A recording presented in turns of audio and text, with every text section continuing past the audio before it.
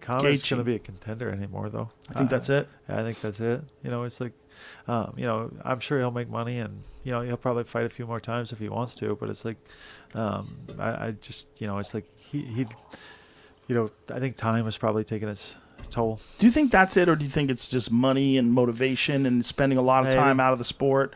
I mean, look, he's training for Floyd, so he's boxing for a long time. Right. Then he takes 2 years off. He's fighting Khabib. Right. And then he beats Cowboy, but just swarmed him, him, jumped on him real quick, hurt him quick, and stopped him. Cowboy was always a slow starter. Yeah.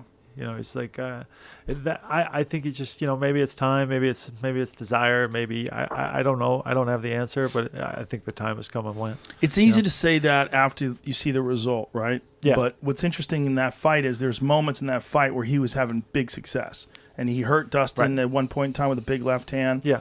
But that fucking low calf kick. Yeah. That low calf kick is a beast. Yeah. That's a.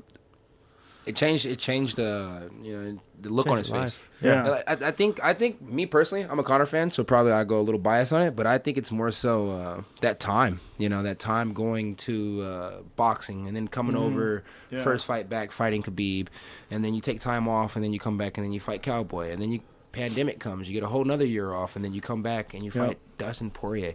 Let's think about his last few fights. Let's think about his last 3 losses.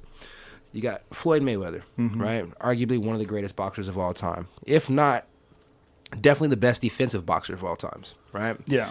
And one of the smartest boxers of all times as far as how he did his career. And then you lose to Khabib.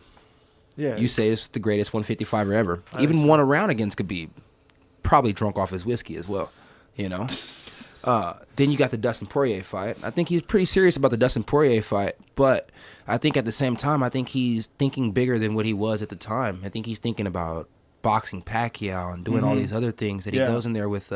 My hands are this fantastic, and it's time to show you guys that Max Holloway's not the best boxer. He gets chopped at the leg. Now it's hard to move. It's hard to move. You can't. It's hard to defend a takedown. It's hard to grapple. It's hard to box. It's hard to do anything. Me personally, I never thought an Irishman could get knocked out until then.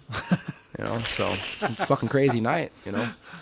But yeah, I don't necessarily think it's over for the guy. I just think the guy has to not take a rich person's approach. I think he has to take more of an approach that he took back in the day when he was on welfare.